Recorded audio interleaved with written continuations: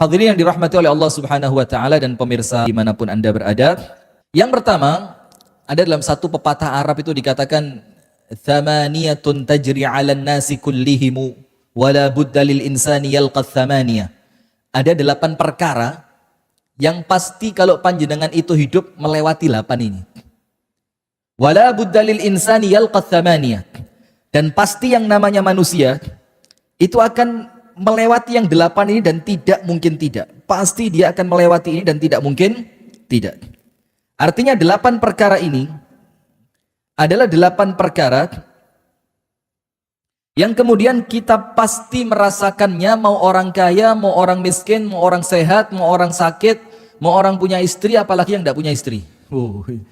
Ini tambah-tambah ngenes gitu ya. Maka dikatakan oleh penyair ini, thamaniyatun tajri 'alan nasi kullihimu wala budda lil insani yalqa thamaniyah. Ada 8 perkara yang pasti lewat dalam hidupnya manusia. Dan kalau panjenengan itu manusia, pasti merasakan 8 ini. Bukan salah satu lah, 8-8-nya panjenengan rasain. Dan karena kita sama-sama manusia, insya Allah kabeh tahu ngerasakno. Lek durung, yo karingan teni ae. Iya, karingan teni. Dilungkas, siap-siap gitu. Yang pertama, sururun wa huznun. Surur itu seneng. Angkat tangan sing sak dawane urip gak tahu seneng. Angkat tangan, gak tahu mesem blas. Gak ada kan? Maka pasti manusia pernah merasakan apa? Sururun. Yang kedua, wa huznun, tapi mari seneng berubah menjadi apa? Sedih. Orang nikah senengnya pirang tahun sih? Berapa tahun? Ya, 6 bulan pertama lah, maka dibilang bulan madu, bukan dibilang tahun madu. Kenapa dibilang bulan? Karena hanya berbulan-bulan itu saja yang indah. Setelahnya masalah. Nah, maka harapan saya kalau kepingin bulan itu terulang, yo nikahnya diulang. Maka, lah Bu, jangan salah paham, fokus. Maaf ibu-ibu ya, bapak-bapak salah paham, saya tidak ke sana arahnya. Yang pertama, sururun wa huznun.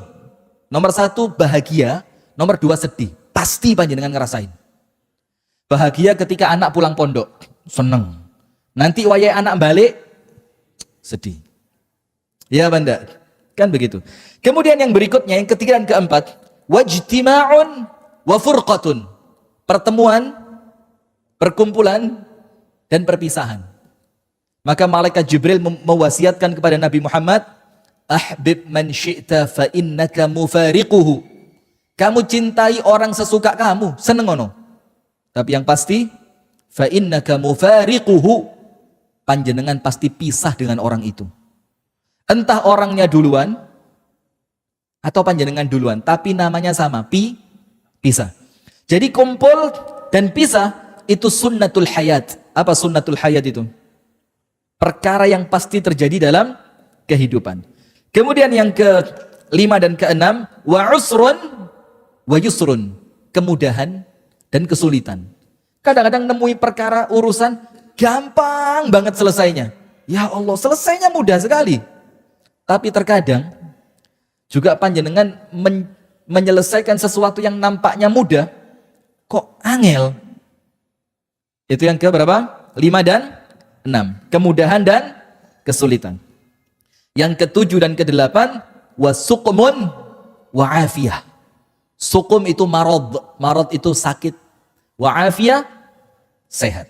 Ya kan begitu ya, kadang-kadang loro, kadang-kadang yo waras. Nah, maka dari 8 ini, yang pertama, pasti kita ketemu yang namanya sedih, pasti kita ketemu namanya bahagia, pasti ketemu kumpul, pasti ketemu pisah, pasti ketemu mudah, pasti ketemu susah, pasti kemudian pernah sakit dan pernah juga sembuh. Ini perkara sing kudu dikelola dengan baik. Kalau enggak, panjenengan bakal kecewa.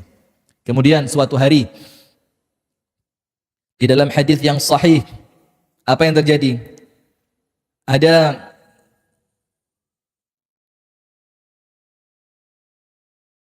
seorang laki-laki di zaman Rasulullah masih muda. Yo, muda itu kita bilang di bawah 40 kan ya, 33, 35, 36, 38 itu muda. Maka saya tidak senang kalau ngelihat anak muda sok tuwek.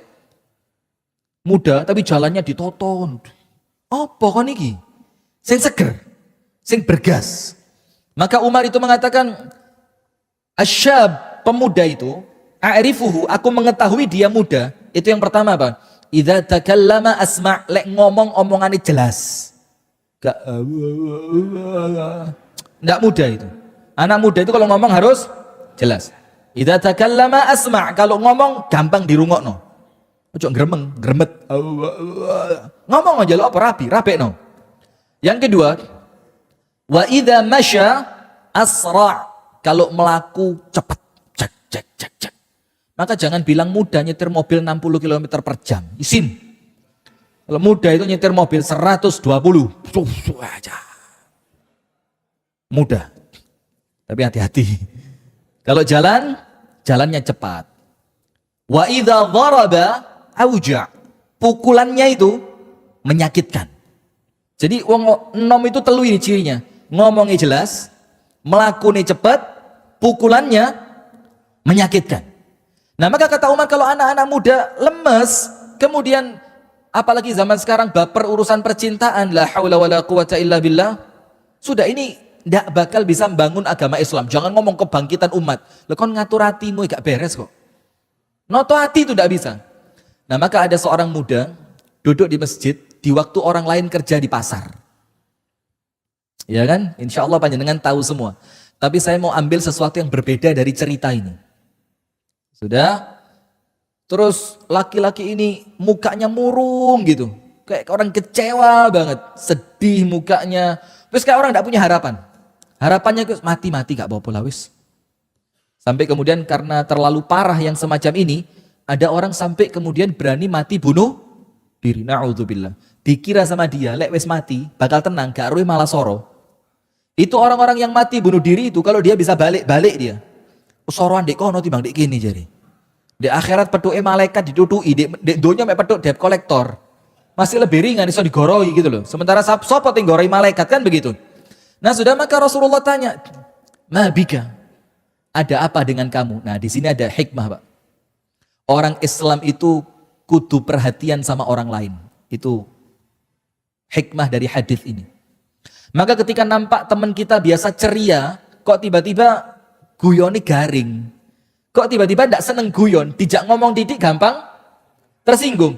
Ada sesuatu, jangan dibiarin. Takonono, ono opo. Sebagaimana Rasulullah itu tanya, sebagaimana Nabi Musa ketika ngelihat dua orang perempuan, yang lainnya ngasih minum kambing, dua orang perempuan menjauhkan kambingnya, tahu? Dalam kisahnya Nabi Musa. Itu sama Nabi Musa ditanya, "Ma khatbukuma?" Kalian berdua ini ada apa? Itu orang Islam, Pak. Jadi kalau cuek, itu bukan orang Islam. Sampai dibilang, tidaklah sempurna iman seorang di antara kalian apabila dia tidur dalam keadaan kenyang dan tetangganya apa? Kelaparan. Sampai seperti itu. Terus kita ngomong, aku gak perlu lah, gak ngomong. Gak perlu dia ngomong. Sampean yang tanggung jawab harus tahu. Sampean yang harus tanggung jawab untuk tahu. Sudah. Laki-laki itu bilang, humumun athqalatni waduyunun ahlakatni. Ya Rasul, kesedihan yang bertumpuk-tumpuk dan hutang yang membinasakan. Oh, coba. Jadi ini orang liane semangat kerja, gara-gara dia tidak bisa ngatur hatinya, dia malah duduk di masjid tidak menyelesaikan masalah. Jadi hati-hati loh ya. Orang duduk di masjid itu tidak selalu menyelesaikan masalah. Kalau panjenengan duduknya di waktu yang salah. Kalau waktunya orang duduknya di pasar, ya lu gua di pasar, selesai masalah Anda. Jangan waktunya orang di pasar, panjenengan duduk di, tidak selesai masalah. Sampai ada seorang laki-laki sama Umar disepak, pak. Coba tidak tahu saya, Takmir Ar-Royan berani tidak begitu? Ono wong jam 8 isuk lungguh di masjid nangis disepak, wani. Insya Allah masuk berita sampean, minimal radar Jombang. Minimal sudah. Sudah ditendang sama Umar, dibilang, apa iki? Dibilang, ibadah kok dimarahin. Umar bilang, jam sekian ini ibadahnya bukan di masjid. Jam sekian ini ibadahnya kerja. Dibilang sama laki-laki itu, kakak saya sudah kerja, cukup saya dibiayai kakak saya. Apa kata Umar? Kakakmu jauh berlipat lebih mulia dibanding kamu. Karena ibadahnya sesuai dengan waktunya. Terus Umar mengatakan apa? Inna sama' la tumtiru dhahab wa la fiddah. Ini langit tidak mungkin menghujani kamu dengan emas dan perak. Nah, sudah kembali ke laki-laki tadi. Humumun athqalatni wa duyunun ahlakatni. Ini sumpek ya Rasul. Nggak bisa move on saya, sumpek, pikiran kayak nggak tenang, ngeluh terus. Entah, panjenengan pernah ngerasain enggak Pak? Ibu-ibu mungkin juga pernah. Moro-moro sumpek, gak tahu sebabnya. Pernah enggak? Moro-moro kayak ketemu wong gak enak, di rumah bingung, duduk kudu ngadeg tinandi. Pernah ngerasain? Normal itu. Walaupun kalau datang ke psikiater dibilang sakit jiwa panjenengan. Maka saya tidak sarankan sering-sering datang ke psikiater. Wong sehat walafiat diwara lorok sakit jiwa ini apa? Nah sudah dibilang humumun athqalatni. Saya ini pusing. Pusing dalam artian sumpek gitu. Waduyunun ahlakatni. Dan hutang yang sebentar lagi membinasakan saya. Maka wasiatnya Luqman Al-Hakim kepada anaknya, salah satunya apa? Iyyaka wadaina. Tak ilingno sampean, ojo sampai utang. Kalau tidak kepepet. Cuma KB alasannya kepepet. Tidak bisa Ustaz kepepet. Lah, bismillah ikhtiar. Jangan sampai hutang. Nah sudah, maka Rasulullah bilang, ala u'allimuka kalimat. Mau enggak tak ajarkan beberapa kalimat doa yang nanti kalau beberapa kalimat doa ini kamu baca, Allah hilangkan sedihmu, Allah lunaskan hutangmu. Mau? Sampean utangi mesti kudu sedih ya. Mau lagi? Ajarkan sama saya. Rasulullah bilang, minta sama Allah perlindungan dari 8 perkara. Minta kepada Allah perlindungan dari berapa? 8. Dan sunnahnya dibaca di waktu duha. Ustadz, dibaca waktu tahajud? Boleh. Dibaca setelah sholat Jumat? Boleh. Ustadz, dibaca menjelang tidur? Boleh. Tidak apa-apa. Doa itu pada awalnya umum. Kapanpun boleh dibaca. Cuma kemudian ada waktu-waktu yang memang dia ditekankan untuk dibaca. Kalau doa ini di waktu duha. Begini doanya. Insya Allah panjenengan sudah hafal. Allahumma inni a'udzubika minal hammi wal hazani. Dan saya tidak senang kalau ada orang ngeremehkan doa. Apa doa? Lah. Bahkan para ulama itu bilang apa? Kalau kamu pengen tahu keajaiban doa, is'alullah al-mustahilat. Mintalah sama Allah sesuatu yang sampean anggap mustahil. Supaya panjenengan tahu bagaimana doa itu ternyata bekerja. Allahumma inni a'udzubika minal hammi wal hazani. Ya Allah, aku berlindung kepadamu dari al-ham. Ham itu kegundahan yang tidak tahu sebabnya. Apa iki? Kok moro-moro ati sumpek. Wal hazani, hazan itu sedih. Karena apa? Sesuatu yang terlewat. Loh kok gak keterima yo? Aduh, kok gak dapet ya? Aduh, seharusnya saya ngerem gak kena tadi loh. Itu akhirnya sedih, hazan. Dan kita minta sama Allah dihilangkan dua-duanya. Ham, kekhawatiran akan masa yang akan datang. Wal hazan, kesedihan atas apa yang sudah lewat. Itu kita minta sama Allah semuanya dihilangkan dari hati kita. Panjenengan nih loh Pak. Kenapa hidup yang cuma satu kali di dunia Anda habiskan untuk sedih, untuk kecewa, untuk kekhawatiran masa yang akan datang? Gaya apa? Kenapa hidup yang satu kali ini tidak kemudian Anda gunakan untuk seneng saja? Aku tak ibadah wes sing fokus, gak usah mikir sampean. Misalkan suami mulai ada gelagat, genit sama orang lain, tak serahin sama Allah lah. Mau nyawanya dicabut juga tidak apa-apa wes. Gitu loh. Tapi panjenengan fokus membahagiakan diri sendiri. Kenapa hidup sekali harus sumpek dengan dunia lah? Maka yang pertama Rasul ajarkan, Allahumma inni a'udzubika minal hammi wal hazani. Ham, khawatir masa depan. Hazan, sedih karena masa lalu.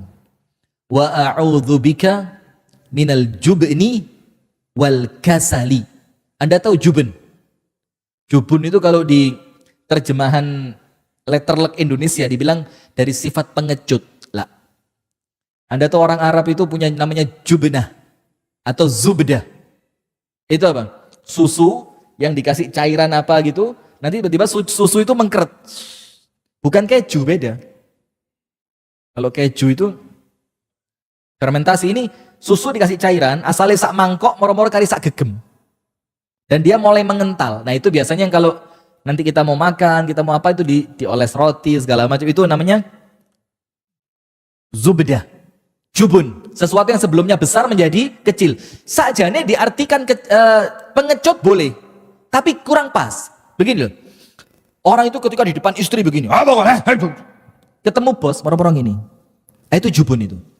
Sak durunge ngene, moro-moro ini. Mengkeret. Ada juga militer di kantor, sipil di rumah. Ada. Di kantor bintang 4, Pak. Iya, Pak Tri. Bintang 4. Ketika pulang, iya, Dek. Iya. Siap. Sudah. Enggak ada. Maka jubun itu sesuatu yang sebelumnya panjenengan bergas, moro-moro apa? Lemes, mengkeret. Akhirnya muncul yang keempat, wal kasali, akhirnya males.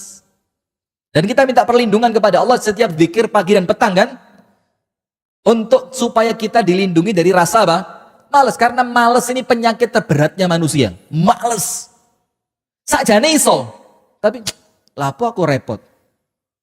Nolong orang itu bisa, tapi lho kok engko lek tak jelasno, aku malah ruwet nuduhin ndek ndi omahe menggoke apa, mulai dek gak ngerti malah telepon aku.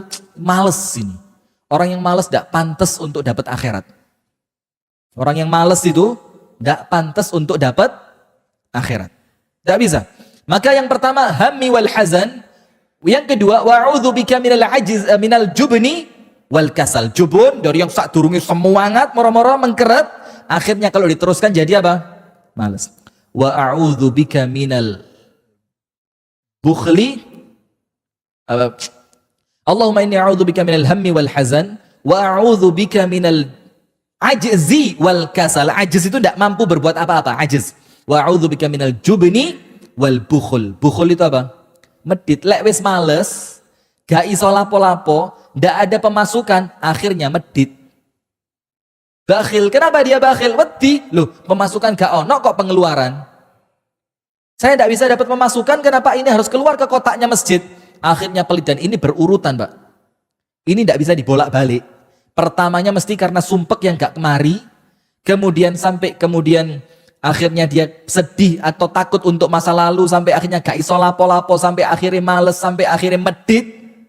Terakhirnya apa? Wa a'udzubika min ghalabatid dain wa qahrir rijal. Dan aku berlindung kepadamu ya Allah dari lilitan hutang dan kebengisan preman. Sekarang masuk kan? Orang itu kalau punya utang yang nagih siapa? Preman. Orang itu kalau punya utang yang nagih preman sekarang. Dan itu lanjut, maka suruh baca doa ini. Allahumma inni a'udzubika minal hammi wal hazan wa a'udzu bika minal ajzi wal kasal wa a'udzu bika minal jubni wal bukhl wa a'udzu bika min ghalabatid daini wa qahrir rijal. Selesai. Dibaca sama dia sehari, 2 hari, 3 hari, dan tidak memakan waktu yang panjang. Itu laki-laki ketemu Nabi Muhammad, mukanya sumringah. Rasul tanya, lu ono apa iki? Biar sedih tak takoni, seneng ya kudu tak takoni. Sampean biar susah teko nang omahku, seneng ya kudu teko nang. Itu adil namanya. Nah, sudah dibilang apa? Ya Rasulullah, hilang sedihnya. Hilang semua sumpeknya. Bahagia tidak berhenti-berhenti ya Rasul. Teko terus bahagia ini. Datang terus kebahagiaan demi kebahagiaan. Biasa istri gregetno, sekarang nyenengno. Biasa anak itu disuruh berat, sekarang dengan sukarela. Biasa kalau sholat tidak bisa khusyuk, sekarang sholat tenang. Kenapa? Utangku lunas. Kenapa? Hutangnya lunas. Nah, maka ternyata Rasul juga memperhatikan masalah apa? Hati. Kalau kecewa itu tidak di manage dengan benar, maka akan mempengaruhi yang lain. Akhirnya males, kreativitas hilang, orang yang sebelumnya cerdas tiba-tiba jadi bodoh. Kenapa? Karena yang pertama hatinya sudah rusak. Nah, sekarang saya mau cerita yang pertama. Ini kejadian setelah perang Hunain. Setelah perang apa? Hunain. Jadi begini ceritanya. Ketika perang Hunain, itu peperangan yang mendapatkan ghanimah terbesar. Unta itu Rasul dapat sampai 40.000 lebih. Anda bisa bayangin unta 40.000 lebih. Kemudian ada kuda sekian puluh ribu, ada kambing sekian puluh ribu. Dan itu baru binatangnya. belum lagi perhiasannya, belum lagi tanah rampasannya, belum lagi budak yang ditangkapnya. Luar biasa. Nah, qadarullah, ketika kejadian itu hadirin yang dirahmati oleh Allah Subhanahu wa taala, apa yang terjadi? Ada orang-orang yang baru masuk Islam, yang ikut perang, sektas melbu Islam. Yang kemudian Rasul Shallallahu Alaihi Wasallam berharap mereka itu Islamnya kuat dan mempengaruhi orang lain untuk juga masuk Islam. Itu yang namanya dalam Islam mu'allafati qulubuhum, orang-orang yang hatinya dilunakkan. Maka kita juga perlu luruskan ya. Jadi kalau masuk Islamnya sudah 23 tahun, itu ya bukan mu'allaf. Nah, itulah kenapa kemudian dalam Islam itu mu'allaf itu salah satu di antara yang berhak mendapatkan uang apa? Zakat. Kenapa? Kita tidak pungkiri, Pak. Wes talah, kita ini manusia.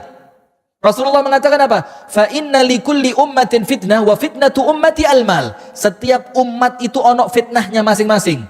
Dan Allah tetapkan fitnahnya umatku itu fulus. Mal, uang. Nah, maka kita tidak pungkiri, tidak panjenengan tidak usah gaya toh. Aku kira lebih duit ke anu. Tapi lebih wong wedok nemen. Uang iya. Perempuan tambah nemen. Memang begitu. Nah, sudah, karena Rasul mengatakan ma taraktu ba'di fitnatan adharra 'ala rijal minan nisa. Tidaklah aku tinggalkan nanti kalau aku wafat, kata Rasul, tidaklah aku tinggalkan untuk laki-laki fitnah yang lebih berat dibandingkan perempuan. Berarti dua ini, harta dan wanita. Takhta itu tidak sepiro. Karena ada orang takhta itu malah ngeruweti. Lah apa aku ruwet kudu ngantor jam yak mene, teko yak mene, kudu rapat rono, wis gak wis sing penting dhuwitku akeh, bojoku ayu. Ada orang begitu, Pak. Nah, maka Rasul katakan dua ini.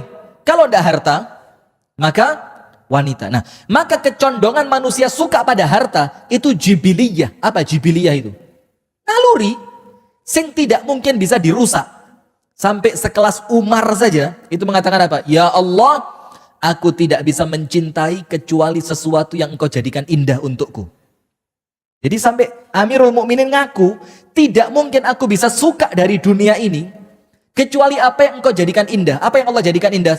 Zuyyina linnasi hubbus syahawati minan nisa'i wal banina wal qanatiril muqantarati minadh dhahabi wal fiddah wal khairil musawwamati wal an'ami wal harth. Dzalika mata'ul hayatid dunia. Perempuan, harta, kendaraan, emas, perak, kebun, sawah, ladang. Itu sesuatu yang Allah ciptakan kita suka semua itu. Maka Umar mengatakan, ya Allah, aku tidak bisa menyukai dari dunia kecuali apa yang engkau jadikan aku mencintainya. Tapi apa kata Umar? Bukan doanya Umar minta untuk tidak cinta semua itu. Mustahil. Jadikan aku tidak cinta wanita, jadikan aku tidak cinta harta. Gak iso. Tapi Amirul Mukminin mengatakan apa? Tapi ya Rabb, jadikan aku memanfaatkan semua itu untuk akhiratku. Tidak mungkin kemudian manusia ini tidak mencintai uang. Tidak mungkin. Maka yang jadi masalah bukan cinta uangnya, tapi bagaimana Anda memanfaatkan uang itu untuk apa? Maka ketika Rasulullah mengatakan la tazulu qadama 'abdin yaumal qiyamati hatta yus'ala an arba', kaki panjenengan nanti di hari kiamat, Pak. Bu, kaki panjenengan itu tidak beres urusan di depan Gusti Allah, tidak akan bisa melangkah untuk ke surga sampai panjenengan menyelesaikan 4 pertanyaan. An syababihi fima abla, enomi lapo. Panjenengan pikir mulai sekarang, dulu waktu saya muda saya ngapain? Mumpung masih ada kesempatan tobat, istighfar, leono ele cepet-cepet tobat. Sebelum sama Allah ditanya. Wa an umrihi fima afnah. Kemudian umurnya secara umum dipakai buat apa? Wa an malihi, Allah tanya harta panjenengan 2. Min ainak tasabah, oleh teko endi? Wa fima anfaqah, metune nangdi. Bayangin ketika harta pertanyaannya berapa? 2. Dan pertanyaan yang keempat, wa an ilmihi madza amila bih, ilmunya dipakai untuk apa? Nah, maka harta ini yang jadi masalah, dipakai buat apa? Dapatnya dari mana? Dan sekarang ini mulai ruwet. Sampai Rasulullah mengatakan, ya'ti 'alan nasi zamanun, akan datang suatu zaman kepada manusia, itu manusia tidak ngerti lagi itu uang halal atau haram. Sing penting oleh, dan terbukti, Pak. Sekarang ada istilah begini, Kak. Sing haram ayangel, Apa maneh sing lah, ini jahil ini, orang keliru ini. Karena yang halal itu banyak, yang haram sedikit. Kalau panjenengan ikhtiarnya bagus sakjane dapat yang halal lebih mudah dibanding dapat yang haram. Ya apa? Kok wong dijoko wedi, korupsi, konangan, KPK, coba halal, enak tenang. Bahkan harta yang halal itu Pak, obat. Satu yang saya ingin sharing kepada panjenengan, yang ini saya dapat dari teman saya, yang saya tidak yakin dia bisa ngomong sehebat itu. Tak pikir temenan kono iki. Gitu, kaget. Dibilang apa? Ustadz, antum kan sering keluar-keluar ceramah. Biasanya kan kalau diundang orang itu tidak mungkin makan pecel tumpang, itu kan ya gak mungkin. Masih di Jombang kan ya tidak mungkin. Biasa orang itu kalau ngundang makannya apa? Yang enak-enak kan? Nanti ada suguhan lagi, makanan pembuka, mau pulang diajak minum teh lagi. Maka dibilang apa? Satu anak ingatkan buat antum. Apa itu? Makan apapun, niatkan dalam hati, ya Rob ini makanan obat. Ya Rob, saya niatkan ini makanan apa? Obat. Kenapa? Ini halal ini. Gak mungkin kan takmir Ar-Rayyan ngundang saya kasih makan sing duwe gak jelas kan, gak mungkin ya. Nah, artinya ini makanan halal. Sampai Imam Syafi'i ketika di rumahnya Imam Ahmad itu makan sak piring penuh sampai keluarkan. Anak perempuannya Imam Ahmad kaget. Ini yang kamu bilang hebat itu. Mangan sak mono kae. Terus ketika besok harinya ditanya sama Imam Ahmad, ini putriku kok curiga sama kamu. Katanya seorang ulama yang setiap hari aku banggakan di lisanku sampai ke telinganya dia, yang namanya Muhammad bin Idris Asy-Syafi'i, kok mangane akeh.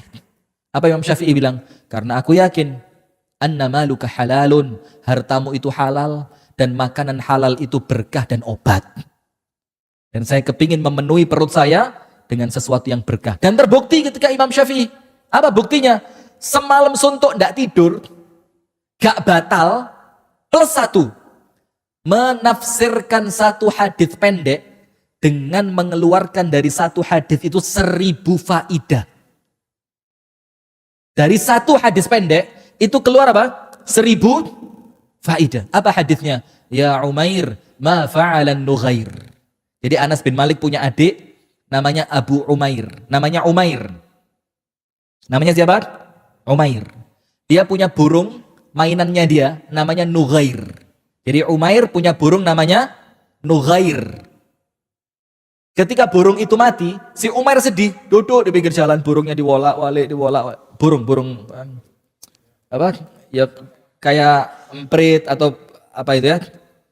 Yang biasa diikat kakinya, diterbangin, ditarik, terbangin, tarik. Anak kecil, dan Rasulullah tidak mengingkari itu. Setelah itu burung mati, si anak kecil sama Rasul ditanya, ya Umair, ma fa'alan Nughair. Umair, itu burung kecilmu kenapa? Dari satu hadis pendek ini, itu Imam Syafi'i mengeluarkan 1000 faidah. Apa kata Imam Syafi'i? Keberkahan di rumah Imam Ahmad, makanannya halal, maka otakku encer. Maka saya sarankan yang buka pesantren, jogon uang yang Anda dapat. Donatur ojo kabeh diterima. Donatur besar ini. Hati-hati. Hati-hati. Karena itu berpengaruh pada ilmu yang akan diterima oleh santri. Nah, sudah kita lanjutkan. Sudah akhirnya senang, uang itu biasa. Nah, maka ketika perang Hunain selesai, harta rampasan perang banyak. Orang-orang Ansor itu ngelumpuk ning ngarepe Kanjeng Nabi. Ngelumpuk. Karena orang Ansor menganggap dirinya berjasa. Nah, ini poin pertama. Orang itu kecewa karena menganggap dirinya berjasa. Nomor satu, panjenengan pegang ini. Suami kecewa sama istri. Karena apa? Aku kerja guys sampean. Kok sampean tiba nomek ngene tok? Karena merasa apa? Berjasa. Orang tua sama anak. Abimu nak kerja. Endas gesekil-sekil gendas. Kon ngene tok. Karena merasa berjasa. Coba orang itu semuanya mengatakan hadza min fadli rabbi liyabluwani ashkuru am akfur. Ini semua dari Allah untuk ujian syukur atau kufur. Gak akan merasa berjasa, tenang. Orang lain mau terima kasih alhamdulillah, orang lain tidak terima kasih, Allah kita serahkan kepada Allah. Sudah. Maka orang-orang Ansor itu ngelumpuk nih ngarepe Kanjeng Nabi, ngenteni. Aku oleh unta piro iki? Saya dapat kambing berapa? Saya mau dapat budak berapa? Ternyata apa? Harta rampasan perang itu dihabiskan oleh Rasul, dibagikan hanya untuk beberapa orang yang baru masuk Islam dan ikut perang baru kali itu. Sahabat Nabi berani protes enggak? Berani berani protes enggak? Untuk kejadian ini berani. Ini dalil juga Pak, bahwa uang itu bikin orang yang pengecut jadi berani. Uang kerja Pak. Kerjaannya jadi, misalkan ada film laga, kan ada adegan-adegan yang berbahaya. Mau artisnya? Tidak mau. Siapa yang ngelakoni? Stuntman, pemain pengganti sing digaelek-elekan tok diuncal atau kok truk, numpak sepeda motor bane kari siji. Kenapa dia mau? Dia yakin itu bakal, kalau luput mati. Kenapa dia mau? Uang. Jadi begitu. Akhirnya orang-orang Ansor ini kusak-kusuk ngomong kepada Sa'ad bin Ubadah. Siapa Sa'ad bin Ubadah? Waktu itu adalah pembesarnya orang Ansor, yang penyambung lidah antara Ansor dan Nabi Muhammad sallallahu alaihi wasallam. Sudah ngomong, ya Rasulullah, innal Ansar. Sekarang lihat apa bahasanya? Kecewa. Tapi lihat Pak, nanti sikapnya Sa'ad bin Ubadah bagaimana? Radhiyallahu taala anhu. Rasul tanya, ma bihim, ada apa dengan mereka? Ya Rasulullah, suyufuna taqtur min dimaihim. Pedang-pedang kami ini Rasul, ini yang berlumuran darah musuhmu. Jadi pedang kami ini yang menghancurkan musuhmu. Tapi ketika bagi-bagi, kenapa kami nggak dapat merasa berjasa? Maka hati-hati, wong sing gampang merasa berjasa sering kecewa. Saya bacain hadisnya. Fa'atal mu'allafata qulubuhum. Rasul memberikan itu harta semuanya kepada para mu'allaf. Fabalaghahu anna al-ansar yuhibbuna al-ghanaima. Yuhibbuna an yusibu ma asaban nasu. Maka orang Ansor ini merasa tidak enak. Loh kok kono dikai wake sampai entek kami orang Ansor yang nolong Kanjeng Nabi pertama pulang dari Mekah masuk Madinah, kok malah nggak dikasih. Ada hikmah juga di sini. Penyebab utama kekecewaan itu dunia. Jadi kalau panjenengan itu orientasinya akhirat, insya Allah apa? Aman, sudah. Maka berita itu, kekecewaan orang-orang Ansor atas Nabi Muhammad sampai ke telinga Nabi Muhammad. Sampai ke telinganya. Apa yang terjadi? Faqama Rasulullah sallallahu alaihi wasallam fa khatabahum. Fa hamidallahu wa athna alaihi. Kemudian Rasulullah itu manggil Sa'ad bin Ubadah. Sa'ad, betul tidak kaummu ngomong seperti ini? Betul ya Rasul. Mereka kecewa. Suyufuna taqturu min dimaihim. Karena pedang kami ini yang paling banyak darahnya. Kok ketika bagi-bagi mereka yang paling banyak dapat? Masuk Islam baru kemarin, perang baru sekarang. Kok dapat banyak? Sudah. Maka sama Rasulullah, Pak, ya Sa'ad, kumpulkan orang-orang Ansor tok, tidak boleh ada orang lain. Saya mau ngomong dari hati ke hati. Sama orang Ansor, kumpulin Ansor tok. Selain Ansor suruh menjauh. Akhirnya dikumpulkan di suatu bukit, Rasulullah naik ke atas. Kemudian apa yang terjadi? Rasulullah mengatakan, ya ma'syaral Ansar, wong-wong Ansor.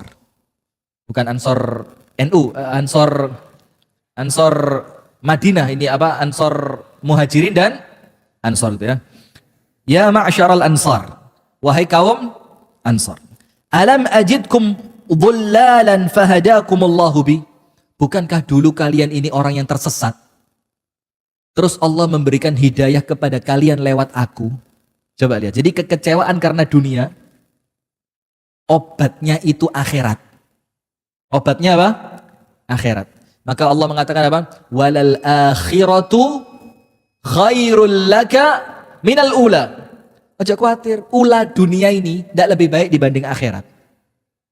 Maka ketika kita merasa kok soro sih di dunia ini, kok sakit sih, kok dapat istri jelek sih, tidak usah khawatir.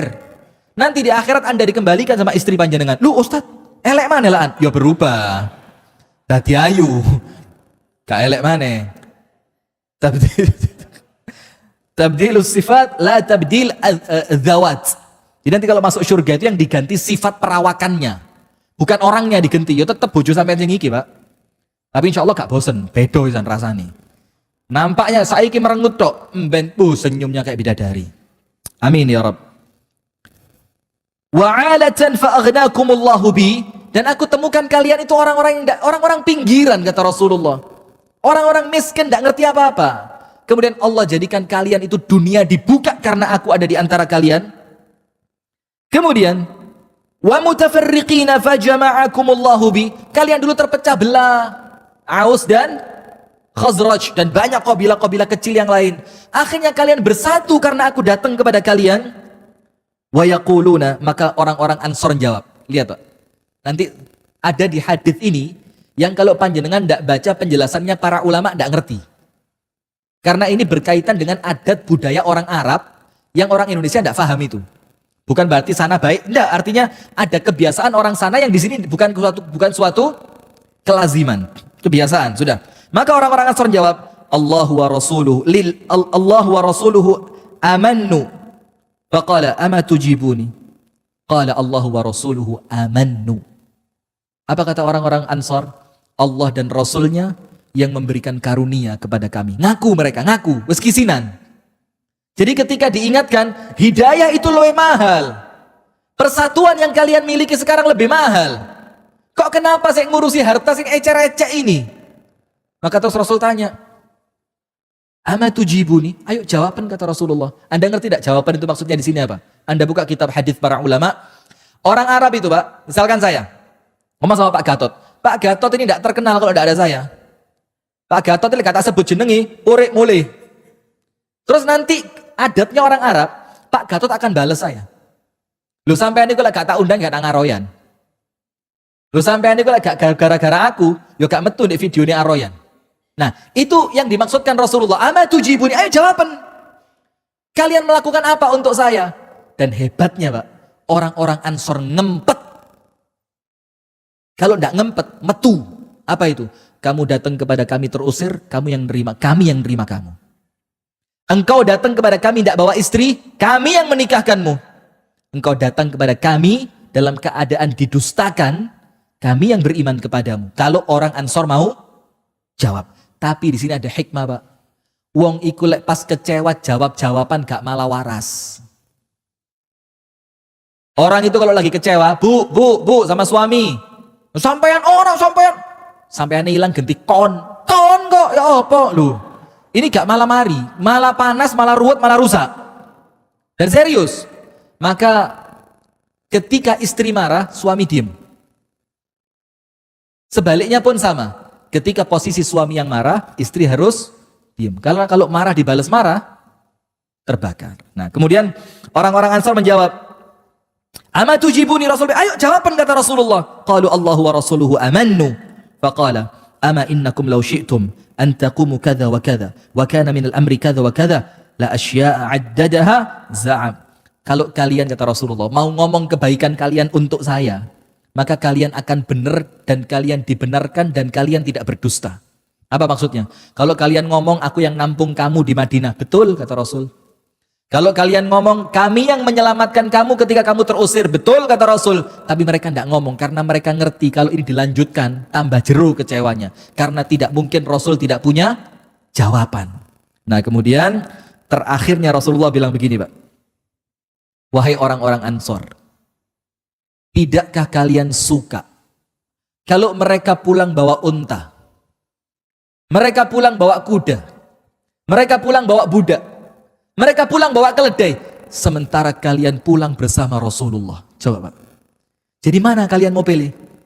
Mau seperti mereka, mulai bawa duit, yang itu fitnah, yang pulang bawa unta, yang itu unta boleh jadi memberatkan mereka di akhirat, atau kalian pulang membersamai Rasulullah? Apa katanya orang seorang? Radhina ya Rasulullah. Ya sudah ya Rasul, kami ridho dengan yang kamu lakukan. Lihat. Dari cerita yang pertama ini kita pahami apa? Orang Ansar kecewa. Disampaikan melalui Sa'ad bin Ubadah. Dan Rasul tidak membiarkan itu berlanjut lama. Ditekakno, ayo omong-omongan. Ayo diselesaikan. Rasul tanya, apa yang kalian akan jawab untukku ketika aku katakan Allah beri hidayah kalian lewat aku, Allah hilangkan perpecahan kalian lewat aku? Nah artinya itu beberapa hikmah tadi untuk ngatur rasa kecewa. Nomor satu, rata-rata kecewa itu karena orang merasa apa? Berjasa. Maka hindari Pak, karena semua jasa itu kita ucapkan la haula wala quwata illa billah. Diomongno gampang, dia ngenangen angel. Istri bisa sehebat itu sekarang, suami bisa sekeren itu sekarang. Oh, bukan karena pasangan. La haula wala quwata illa billah. Anak bisa jadi dai besar, yang satu jadi dokter terkenal, yang satu jadi arsitek kesohor. Bukan karena orang tua. La haula wala quwata illa billah. Yang kedua, rata-rata kekecewaan itu faktornya dunyawi. Yang ketiga, ketika orang itu mulai kecewa, ingat Pak, walal akhiratu khairul laka minal ula. Wis talah, dunia kecewa sedikit tidak apa-apa. Nanti di akhirat kamu mendapatkan kebahagiaan.